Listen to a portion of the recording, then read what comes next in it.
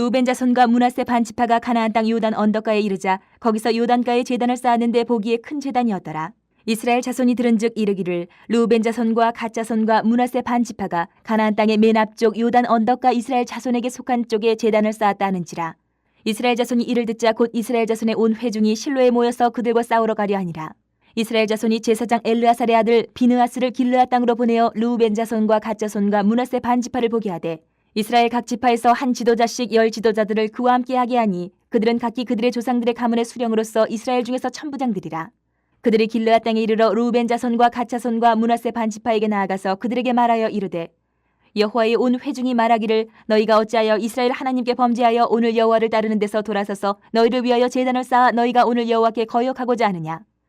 부올의 죄악으로 말미암아 여호와의 회중에 재앙이 내렸으나 오늘까지 우리가 그 죄에서 정결함을 받지 못하였거늘 그 죄악이 우리에게 부족하여서 오늘 너희가 돌이켜 여호와를 따르지 아니하려고 하느냐. 너희가 오늘 여호와를 배역하면 내일은 그가 이스라엘 온 회중에게 진노하시리라. 그런데 너희의 소유지가 만일 깨끗하지 아니하거든 여호와의 성막이는 여호와의 소유지로 건너와 우리 중에서 소유지를 나누어 가질 것이니라. 오직 우리 하나님 여호와의 제단 외에 다른 제단을 쌓음으로 여호와를 거역하지 말며 우리에게도 거역하지 말라. 세라의 아들 아간이 온전히 바친 물건에 대하여 범죄함으로 이스라엘 온 회중에 진노가 임하지 아니하였느냐. 그의 죄악으로 멸망한 자가 그 한 사람만이 아니었느니라 하니라. 우리가 교회에서 생활을 이렇게 하다 보면 성도들 사이에 오해가 생길 때가 있습니다. 그것이 심각한 어떤 갈등으로 번지지 않게 하려면 어떻게 대처를 해야 될까? 그 방법을 오늘 우리 함께 나누어 읽은 본문에서 우리가 찾아볼 수 있을 것 같습니다. 성도 간에 오해가 생길 때 오해를 푸는 방법. 먼저 첫 번째 방법은 감정적으로 반응하지 말아야 된다. 10절에서 12절 말씀을 보면 요단 동쪽 지파가 드디어 이제 가나안 정복 전쟁을 다 마치고 자신들은 요단 동편에서 미리 앞서 받았던 기업으로 이제 돌아가는 길입니다. 돌아가는 길에 요단강을 건너서 가야 돼요. 요단 동편으로 가려면. 요단 동편으로 가는데 요단강에 서서 건너기 전에 하나님의 도우심, 인도하심을 기억하려고 큰 제단을 쌓았다라고 오늘 기록하고 있습니다. 그 요단가에다가 큰 제단을 쌓았어요. 누구나 볼 수 있을 만큼 큰 제단을 쌓았어요. 그런데 이 소식이 요단 서쪽에 가나안 땅에 자리 잡은 다른 지파들에게 알려졌어요. 여러분, 요단 서쪽에 있는 지파들은 여호와께서 지정하신 곳에만 제단을 쌓아야 된다라는 명령을 떠올렸어요. 신명기 12장 13절 14절 보면 그 규례가 적혀져 있어요. 여호와께 제단을 쌓는 곳은 정해져 있어요. 정해져 있어요. 아무데나 함부로 쌓지 못하는 거예요. 그런데 그것을 어기고 요단가에다가 동편 지파들이 큰 제단을 쌓았다. 이 소식을 들으니까 오해를 한 겁니다. 아니, 간지 얼마 됐다고 벌써 하나님을 어기고 우상 제단을 쌓는다고 오해가 된 거예요. 그래서 이 요단 서쪽에 있는 지파들은 이들의 동기를 알아보려고 하기도 전에 먼저 감정적으로 반응을 해요. 우리가 가서 그들을 무찔러야 된다. 벌써 우상을 섬기려고 한다. 섣부르게 전쟁을 일으키려고 하는 거예요. 그동안 자기들과 함께 기업은 이미 받았음에도 불구하고 가나안 땅, 요단 서쪽 땅으로 와서 7년 동안 함께 싸워준 이들의 그 모습은 전혀 생각하지도 싹 잊어버리고 얼마 되지도 않았는데 아주 성급하고 과격한 반응이 나타난 거예요. 감정적으로 반응이 나타난 거예요.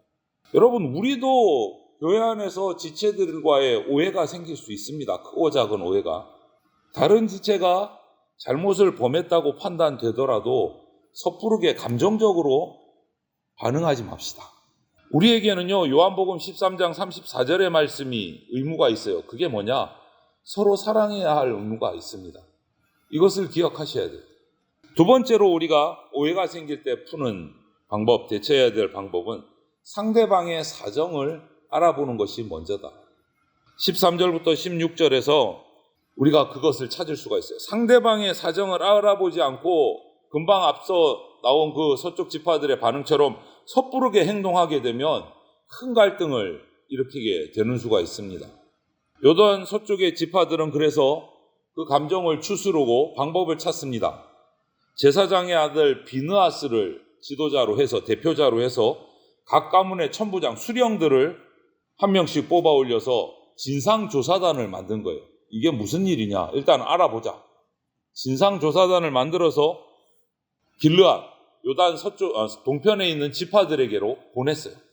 이게 무슨 일인지 알아내기 위해서. 그래서 제단을 쌓은 이유를 묻고 하나님께 진노를 샀던 사건들을 언급하면서 경고를 합니다. 섣불리 싸우기 전에 신중하게 먼저 대화하고 소통해 보려고 이렇게 방법을 찾은 거예요. 뜬 소문만 믿고 열정을 앞세워서 무작정 공격하면 무고한 사람이 상처 입을 수 있는 일이 생깁니다. 오해했던 것이 이해로 나아가려면 차분하게 소통하는 노력이 우리에게도 필요한 겁니다. 감정적으로 반응할 것이 아니라 앞서서 상대방의 사정을 먼저 알아보는 소통이 필요하다. 다른 성도와 갈등을 겪을 때 먼저 그 상대방의 사정을 알아보려고 우리는 시도를 먼저 해야 됩니다. 그렇게 하기 전에 그냥 행동만 보고 성급하게 단정 짓지는 말아야 합니다. 그렇게 했던 이유, 동기 등을 알아보려고 노력을 하는 것이 제일 먼저다. 그래야 오해를 풀고 이해할 수 있는 길이 열려진다. 그러면 우리가 그냥 눈으로 보이는 행동 외에 미처 발견하지 못했던, 생각하지 못했던 사실들을 소통을 통해서 알고 이해할 수 있기 때문에 그렇습니다.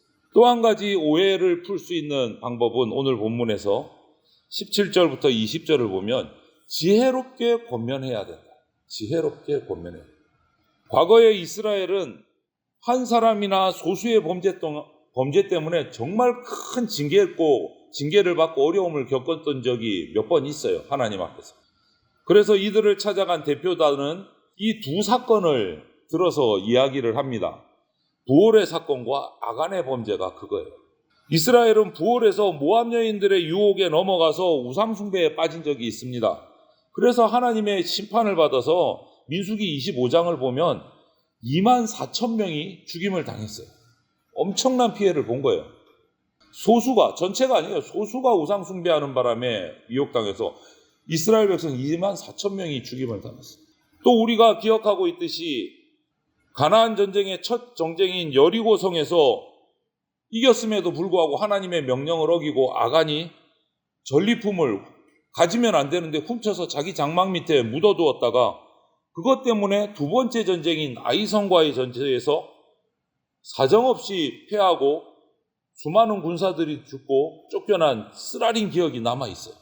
한 사람이나 이 소수의 죄악이 공동체 전체에 치명적인 결과를 가져온다. 이것을 몸으로 체득하고 경험한 이스라엘 백성이기 때문에 이 요단 동편의 지파들이 허락되지 않은 곳에 하나님의 제단을 만들었다. 이거 정말 민감하게 반응할 수밖에 없는 거예요. 심각한 거예요. 몸으로 겪었기 때문에 아는 거예요. 하나님께 받은 그 징벌들을. 그래서 이 서쪽의 대표자들은 그 이야기를 상기시킨 거예요. 이들을 찾아가서 동편 지파들을 찾아가서 너 부올 사건 기억 못하느냐? 아간의 범죄를 기억 못하느냐? 너희들 왜 이렇게 했느냐? 그 지혜롭게 얘기하는 거예요. 앞에서 우리가 몸으로 경험했던 그 어려움들을 이야기를 하는 거예요. 여러분, 나 하나쯤이야 하는 가벼운 생각으로 죄의 문제를 대하고 있지는 않은지 우리가 살펴야 됩니다. 죄는요, 사소해 보여도 심각한 전염력이 있습니다. 그래서 순식간에 공동체 전체를 정말 큰 위험에 빠뜨릴 수가 있습니다. 하나님 나라의 공동체, 그 정결함을 하나님은 너무너무 중요하게 여기시기 때문에 하나님 앞에서 작은 죄, 가벼운 죄, 한번 넘어갈 수 있는 죄, 이런 죄는 없습니다. 물론 앞에 부올의 사건과 이 아간의 사건 어떤 모습과 지금 이스라엘 동편 이스라엘 지파의 제단을 쌓은 일은 성격이 서로 다르지만 그럼에도 불구하고 이스라엘 민족들은요, 그 동편 지파도 자기들의 형제 지파 민족이기 때문에 그들의 신앙 그리고 민족 전체의 안전을 염려하는 그들의 진심이 보이는 권면인 거예요. 아직도 그것을 기억하지 못하느냐? 우리가 다 같이 고통을 받는다. 이렇게 권면하는. 그런데 그 다음이 더 감동적인 것은 이 비느하스와 그 대표단은 이렇게 책망만 하는 것이 아니고 자기들이 책임지는 태도도 보입니다. 이들을 찾아가서, 요단 동편을 찾아가서. 이게 무슨 말이냐? 다른 제단을 만든 행위가 얼마나 큰 죄고 어떤 큰 재앙을 가져올지를 경고를 하고 그것으로 끝나지 않고 또 한 가지 더 나가요. 17절부터 20절을 보면 그렇게 요단 동편 땅이 어렵고 힘들 것 같으면 다시 서쪽으로, 요단강 서쪽 우리에게로 넘어와라. 우리 땅을 나눠주겠다. 이렇게까지 제안을 합니다. 요단 동쪽 땅에 제단이 없어서 부정한 땅이 될 것을 우려한다면 동쪽에 가짜 제단 쌓지 말고 다시 이쪽으로 넘어와서 요단 서쪽 가나안 땅으로 넘어와서 우리하고 함께 살자. 우리가 우리 기업을 나눠주겠다. 이렇게 얘기를 합니다. 여러분, 형제를 정죄하고 비난하는 것은 쉽지만 그들의 회복을 위해서 손해를 감수하는 것은 어렵습니다. 비록 오해에서 시작된 일이긴 하지만 요단강 서쪽 지파가 보인 자기 희생적인 태도는요, 진짜 사랑이 뭔지, 하나님 나라의 특별함, 하나님 나라의 공동체가 뭔지를 잘 보여주는 모습이에요. 정죄보다는 관대함이 우리가 지체를 대하는 합당한 태도라는 겁니다. 여러분, 이런 지파의 그 서쪽 지파들의 대표단의 이런 모습을 통해서 우리가 그들의 마음, 그들의 태도를 본받아야 하겠습니다. 자신들의 소유지를 나누려고 하면서까지 하나님 나라의 민족의 정체성을 지키려고 한다.